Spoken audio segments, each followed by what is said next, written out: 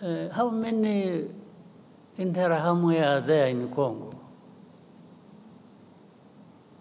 How many FDLR? In other words, what they are trying to say is, you have turned it into such a big problem when actually they say some of them are old. They are 90 years old. Say, but if you are saying they are 90 years old, it means they are there.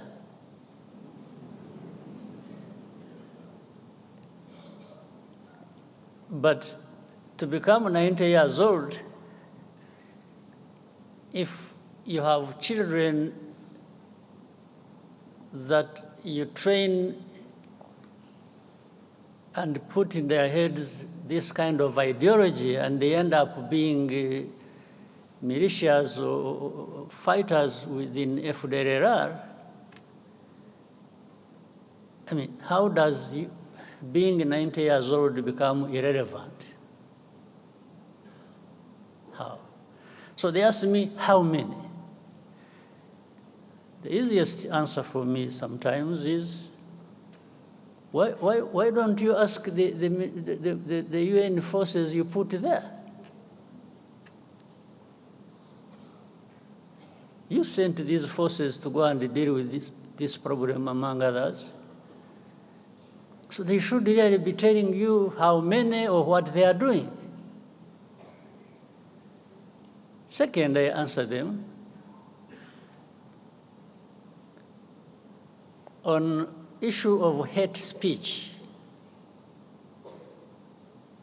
How do you count the numbers? If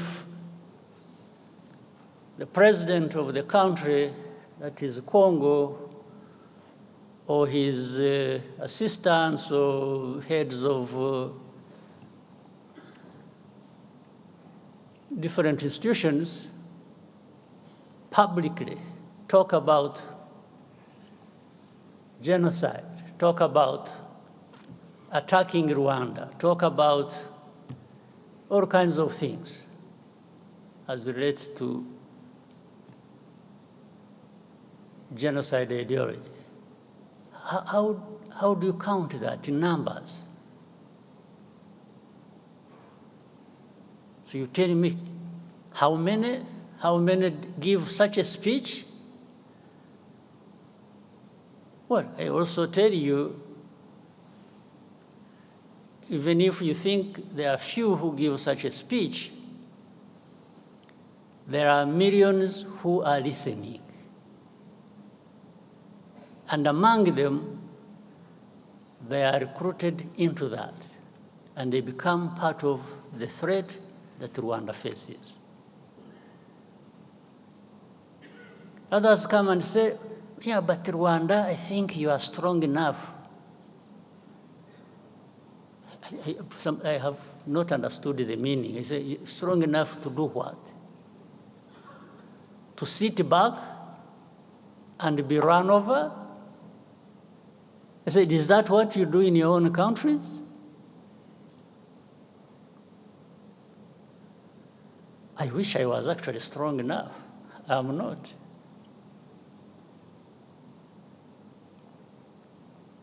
I wish I was strong at all.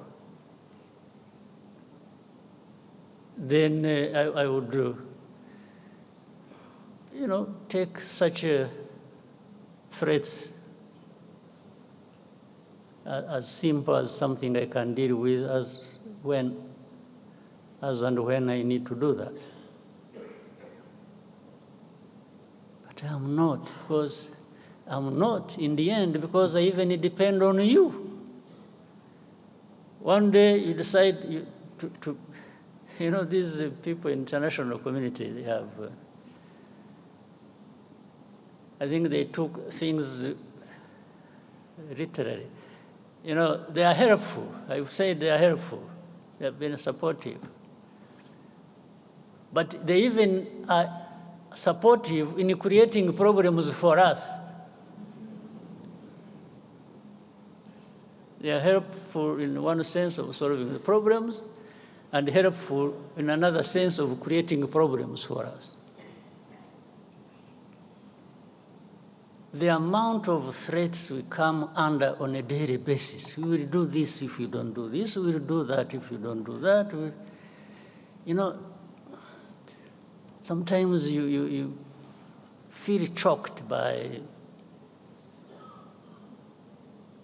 this kind of, but instead of being choked by all of that, I will be choked by just being defiant and telling you to go to hell.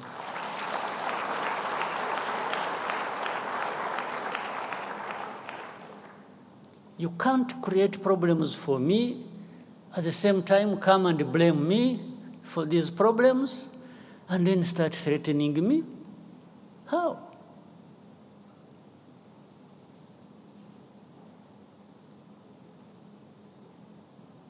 How?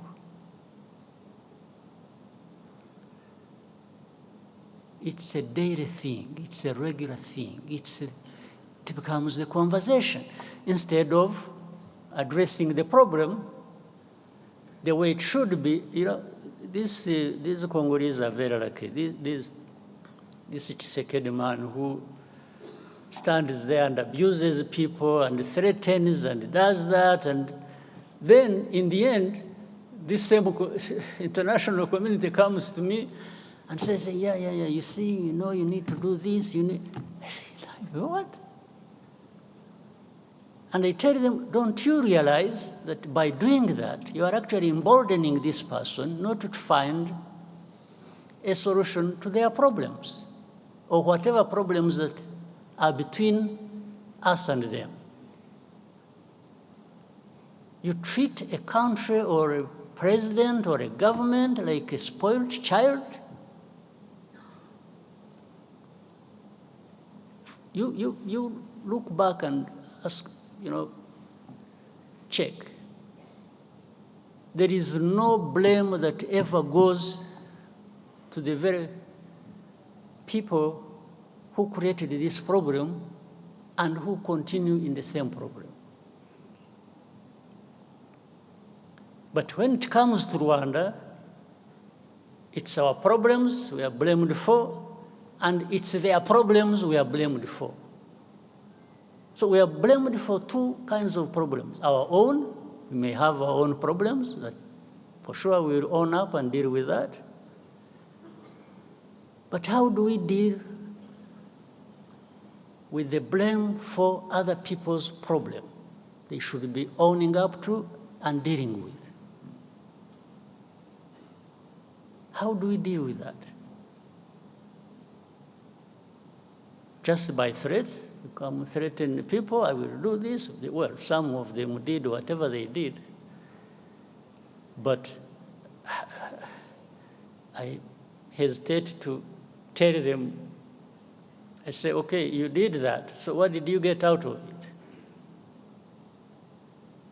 Whatever you did, what did you get out of it? The situation just got worse.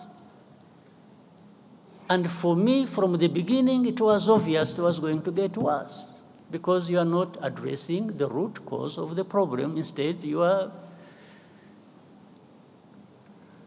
just massaging the people who are actually behind these problems. So how does the world expect us to behave? Just listen to them and do whatever they ask us to do, even if it is leading to our own destruction?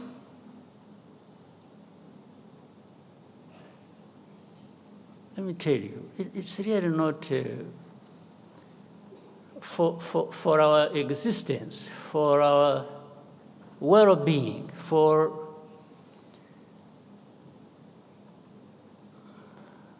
if somebody intends to create these problems for us, we don't expect we don't expect to be asked to ask for favors from the ones who are causing these problems to us. We are not going to ask for a favor. Well, maybe someday, when there are people who are like we have been decades and hundreds of years ago, maybe those people, because who knows, we can always, through such manipulations and so on, have people emerge who think that is the way we should live. Maybe, I don't know, but in some of us, his lifetime, in our lifetime, some of us will try and stand up to that.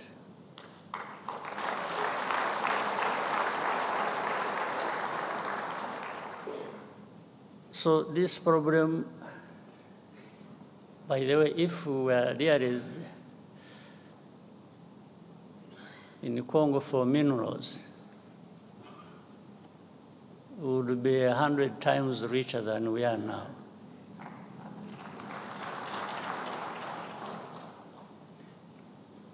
But I think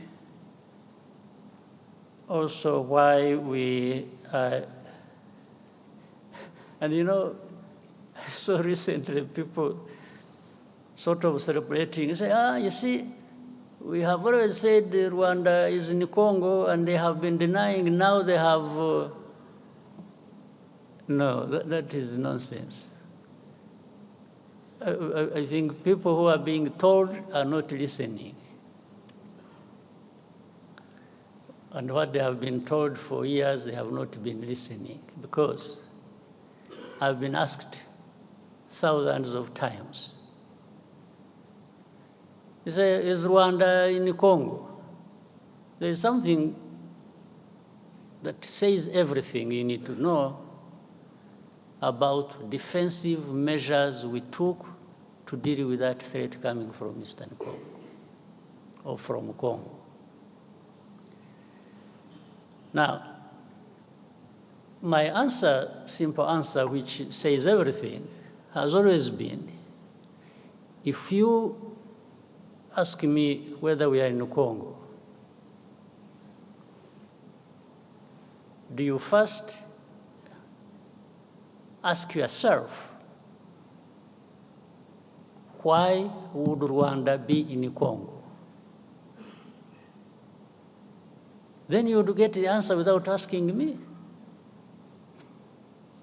If you ask yourself that this Rwanda, which is accused of being in Congo, why this accusation? First of all, it is not about minerals, that one is aside, for sure. It's not for any other thing, for sure. Except we have told you for the last 30 years about the threats coming from Congo to do with our security, and those threats have materialized several times. You just don't want to see it, you don't want to hear it.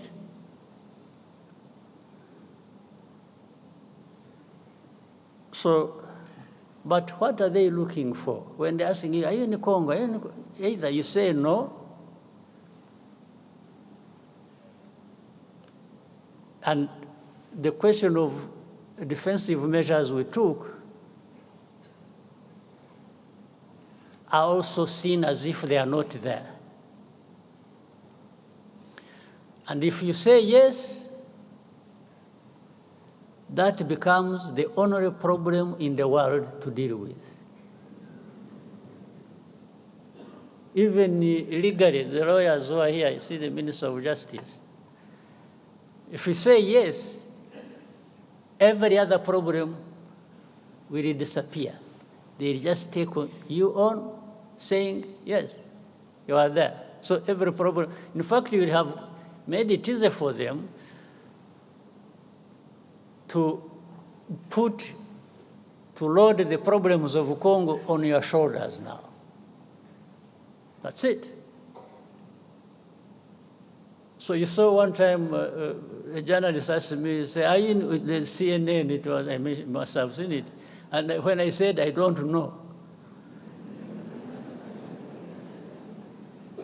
simply, that is really technically not an answer I should have given. But also technically, it is an answer that would not take me to court.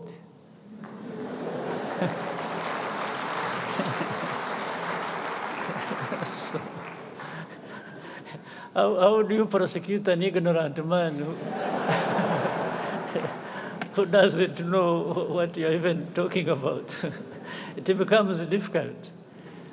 So, but this whole back and forth thing has trivialized the real issue. The real problem has been trivialized. But there are big issues to deal with. Congo must own up. They have responsibilities and must not transfer their responsibilities to Rwanda. We're not responsible for Congo. The history and whatever it is, that one, people can make their own judgment. But we cannot carry our own problems and carry Congo's problems. No.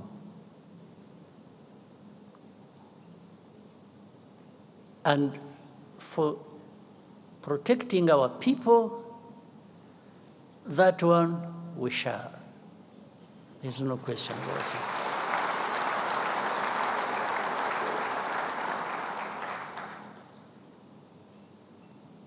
But there is more unfairness to this world.